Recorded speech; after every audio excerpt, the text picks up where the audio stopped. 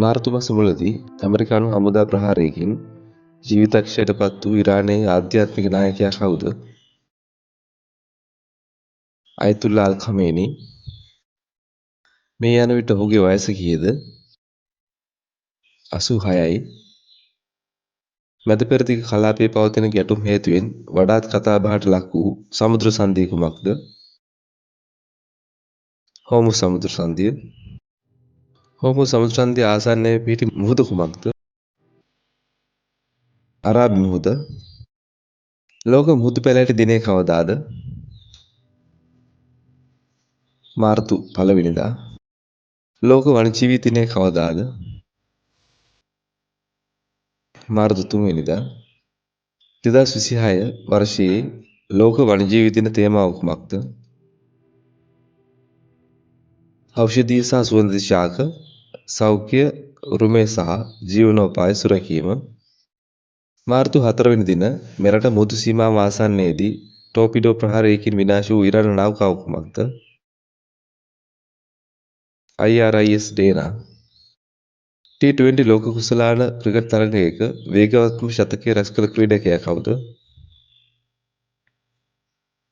නවසීලන්තයේ Finn Allan. වත්මන් ශ්‍රී ලංකා කාන්තා cricket ජාතික කණ්ඩායමේ ප්‍රධාන පුහුණුකරු කවුද? ජේමි සිඩ්න්ස්. ශ්‍රී ලංකාව වෙත මාර්තු 6 වෙනි දින රැගෙන ලැබූ ඉරාන නාවික හමුදාවට අයත් යුද නෞකාව කුමක්ද?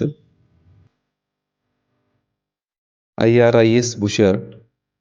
ශ්‍රී ලංකා ගුවන් හමුදාවේ 75 වන සංවත්සරය සමරනු ලැබුවේ කවදාද? මාර්තු 6. මෙරට වත්මන් ගුවන් හමුදාපති කවුද? එයා වයිස් මාර්ෂල් වාසු බන්දු එදිරිසිංහ. මාර්තු 5 ආරම්භ වූ භූ දේශපාලන සහ භූ ආර්ථික විද්‍යාව පිළිබඳ ඉන්දියාවේ ප්‍රමුඛතම සමුළුව කුමක්ද? රයිසිනා සංවාදය. මෙවර පැවති රයිසිනා සංවාදයේ ප්‍රධාන ආරාධිතයා වූ වත්මන් ෆින්ලන්ත ජනාධිපති කවුද? ඇලෙක්සැන්ඩර් ස්ටබ්. මාර්තු 6 පැවති ආනර්ල්ඩ් ස්පෝර්ට්ස් ෆෙස්ටිවල් හි 120 කිලෝග්‍රෑම් ප්‍රෝ කාණ්ඩයේ රන් පදක්කම දිනූ මෙරට ක්‍රීඩකයා කවුද? රණසිලු ජයතිලක. ජාත්‍යන්තර කාන්තා දිනය කවදාද? මාර්තු 8. 2026 ජාත්‍යන්තර කාන්තා දින තේමාව කුමක්ද? සියලුම කාන්තාවන් සහ ගැහැණු ළමුන් සඳහා අයිතිවාසිකම්, යුක්තිය සහ ක්‍රියාකාරීත්වය. මාර්තු 8 වෙනි දින 2026 2020 ලෝක ක්‍රිකට් කුසලානය දිනූ කණ්ඩායම කුමක්ද?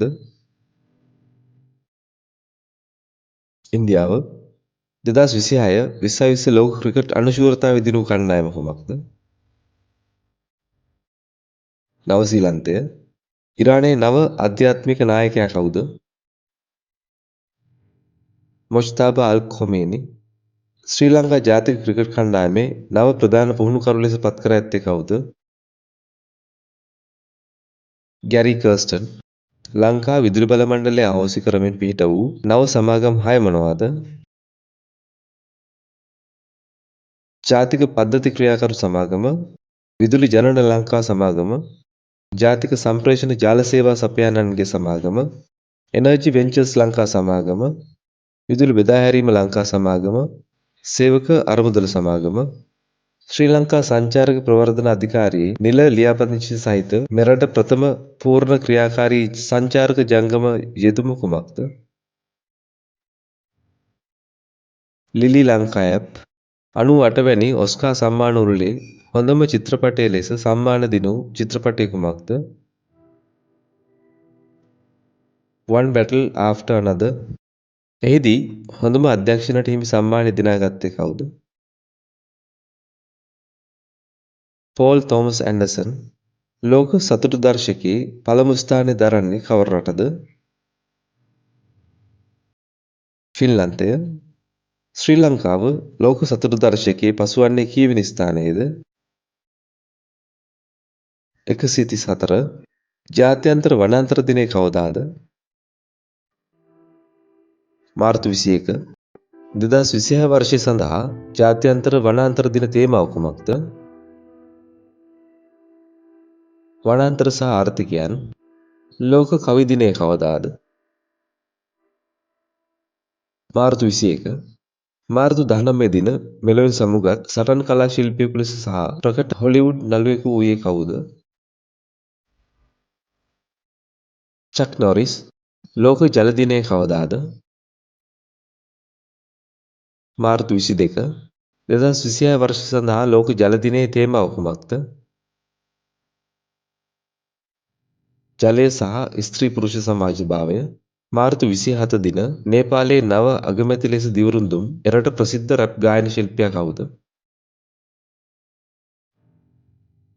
බාලේන්ද්‍ර ෂා. මාර්තු 25 ආරම්භි 2026 ගෝලීය දකුණේ මූල්‍යකරුවන්ගේ සංසද රැස්වීම පැවතියේ කොහෙද?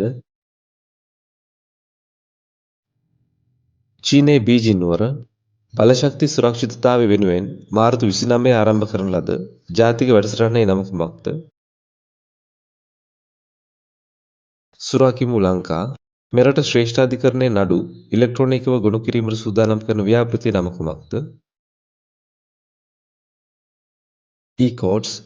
පෘථිවි හෝරාව යනු කුමක්ද? රාත්‍රී 8:00 සිට 9:00 දක්වා අත්‍යවශ්‍ය නොවන විදුලි පහන් නිවා දැමීමට පුද්ගලයන්, ව්‍යාපාර සහ රජයන් දිරිමත් කරනු ලබන වැඩසටහනකි. පෘථිවි හෝරාව සමරුම් ලබන්නේ කවදාද? සෑම වසරකම මාර්තු මස අවසන් සෙනසුරාදා